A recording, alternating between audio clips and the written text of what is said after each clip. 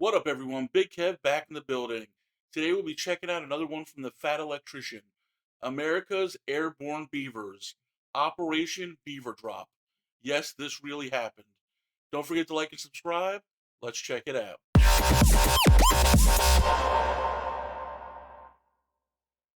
The title of this one is wild. No idea what to expect from this one, but if it's coming from the Fat Electrician, you know it's going to be interesting. So let's get into it. Easily one of my favorite stories of all time, and it is the epitome of it's not stupid if it works. That's very true. If it works, it's smart. Now, if it doesn't work, you got to judge how big a fool you're willing to look like. So if you're willing to look like a fool, then you might as well try it.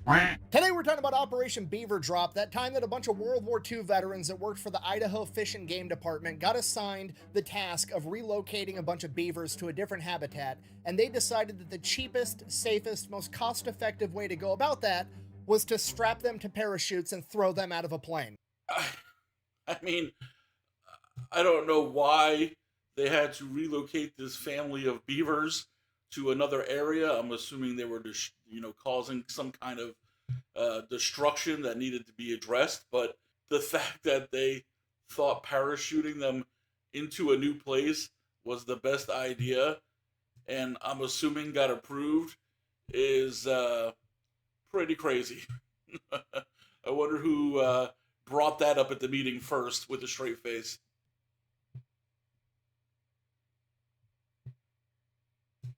All right, let's just take this from the top. Beavers, okay, one of my favorite animals. Why? Because I believe it is the animal that is most similar to humans. And I know what you're going to say. You're going to say, what about monkeys? What about apes? What about chimpanzees? They've all got thumbs and they poke shit with sticks and they eat bananas just like people do. That's fine. I understand that they're very similar to people. But beavers are the most similar to humans in spirit. We are the only animals on the planet with the audacity to walk into a new ecosystem and be like, wow, I hate everything about this. I could A, migrate, but I'm not going to do that. I'm going to go with option B and change everything about the world around me to make it suit me better and fuck everybody else.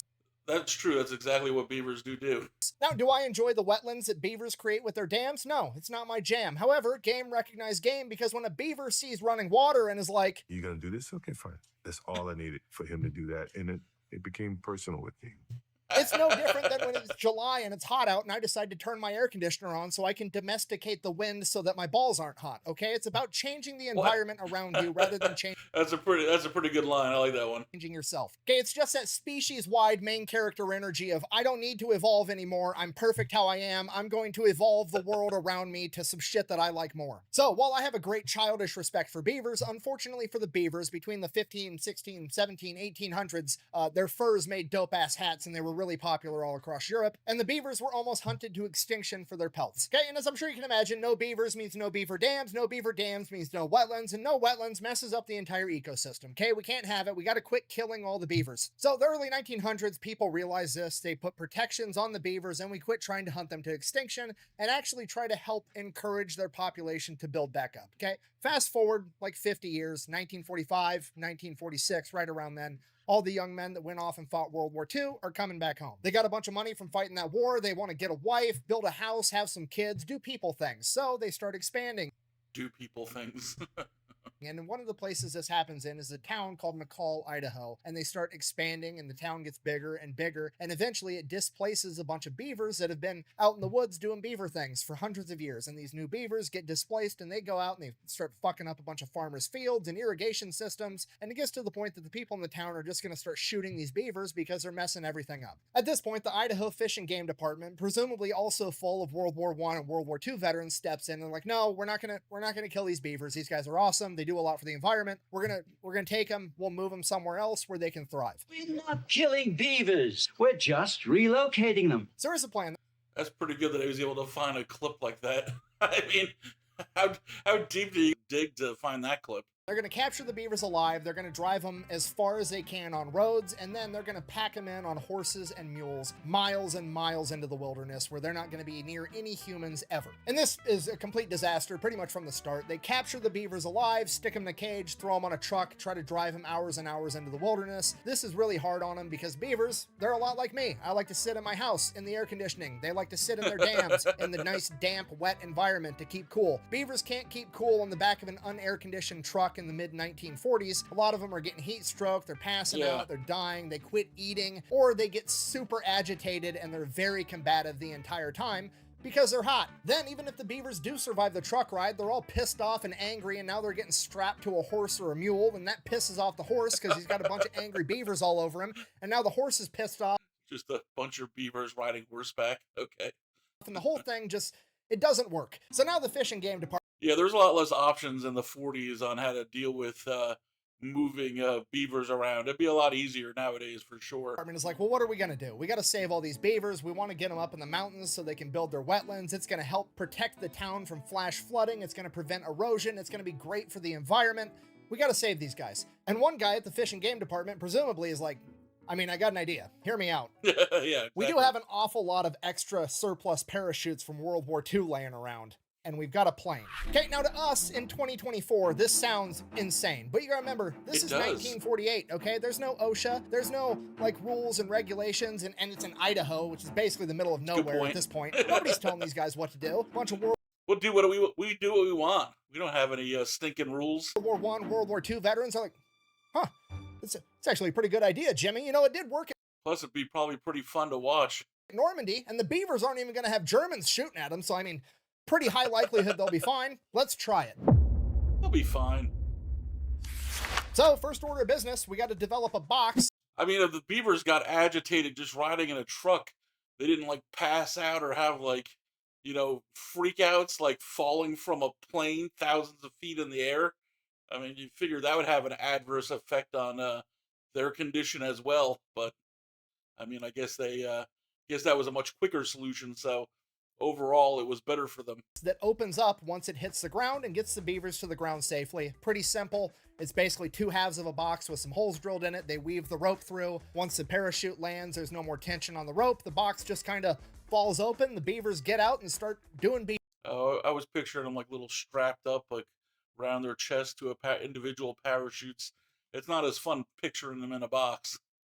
Things. So first we're going to test it before we put any innocent beavers at risk. We're going to take some empty weights, put them in the boxes, go up in the plane, drop them over the practice field, see how it goes. Goes fine the first couple of times, okay. Let's try it with one beaver, just for practice. So they go ahead, they pick an older male, he's out of his breeding prime, potentially dangerous to some of the younger males. If something does happen, he's lived out most of his life. They name him 𝐿𝐺𝐻𝐼 because they're a bunch of meatheads and that shit's funny. So they put him in a crate, they take him up in the plane, drop him off over the practice field from 800 feet. 𝐺𝐻𝐼 makes it and survives. Now, obviously, we're not going to put all our beavers in one basket because of one successful test run. We need multiple test runs to be certain that this is going to work. And now they just keep on dropping this poor 𝐺𝐻𝐼 over and over again. Is that what he's getting at? Technically our lucky beaver, he's going to do it again. So he does. Yeah. 𝐺𝐻𝐼 does it again and again and again. And he keeps jumping, like more than 12 jumps this beaver makes. And by he's like, this is my nightmare. At the end of it, the parks employees reported that 𝐺𝐻𝐼 would actually run up to them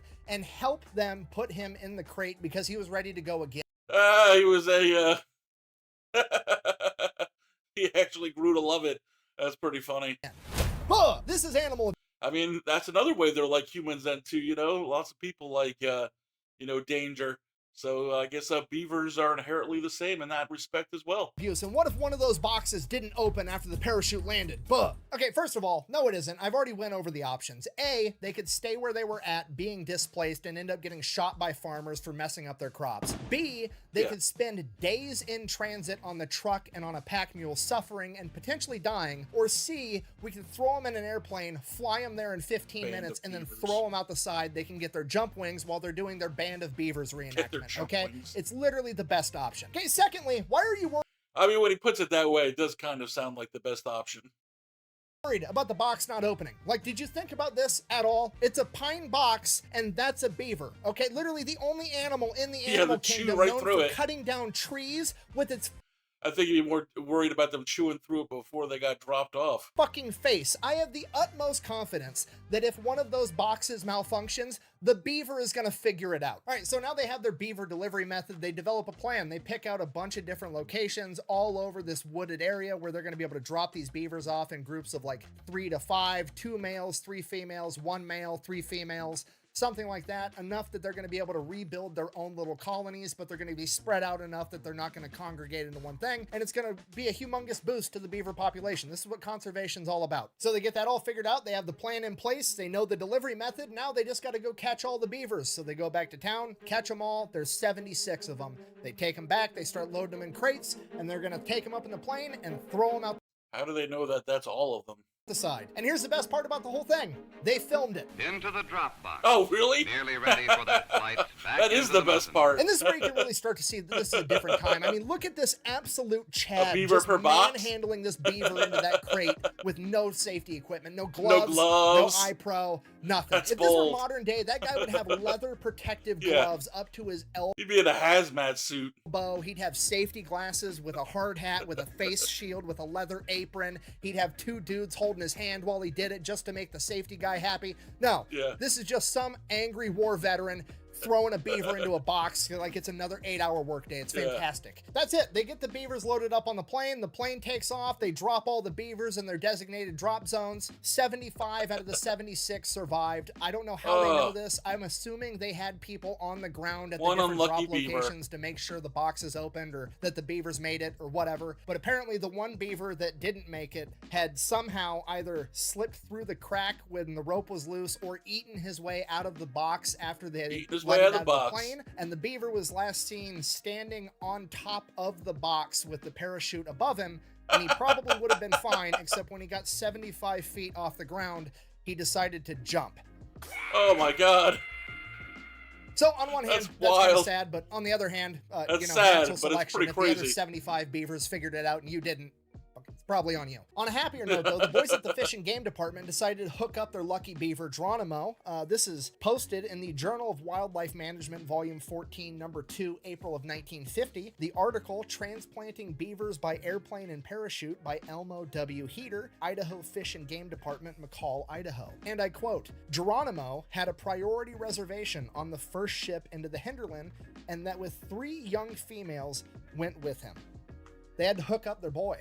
And he made it. Apparently they went to check in on him a couple years later, and his new colony was, and I quote, very well established. And 𝐄𝐪𝐻𝐸 was not unique in that, because pretty much every drop Well, at least he got rewarded in the end for all of his jumps, and he seemed to enjoy it, so it was a win-win for him. zone ended up turning into a thriving beaver colony in the following years, because they kept tabs on this entire thing. And not only did it work, it was Yeah, you think they'd, all that effort, they'd keep close tabs on it.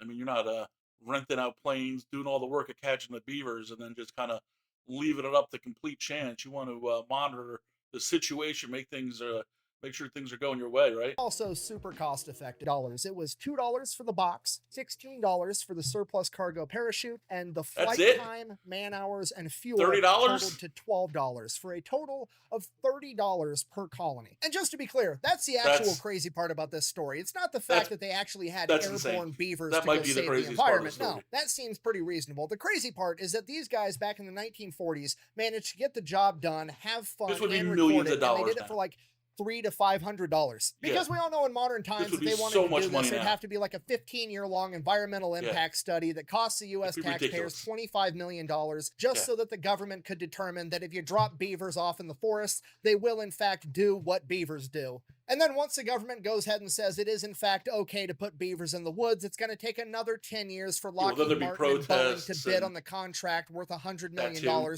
to relocate 100 beavers into the woods. Is it just me, or was that the stupidest thing we've ever seen? Sorry, I'm ranting. In conclusion, the moral of the story is if it sounds dumb, but it works, it's not that dumb. And sometimes it's ridiculously cost effective to just let people do their job. Also, beavers are Yeah, cool, right. and airborne beavers are even cooler. And this has been the story Airborne of beavers America's are even band of cooler, I'll give beavers, them the that. airborne paratrooper beavers that went in to save the environment. Thank you for watching. Best way to support the channel is go buy some merch over at thefatelectrician.com. Quack, yeah, that was a bang, fun. out.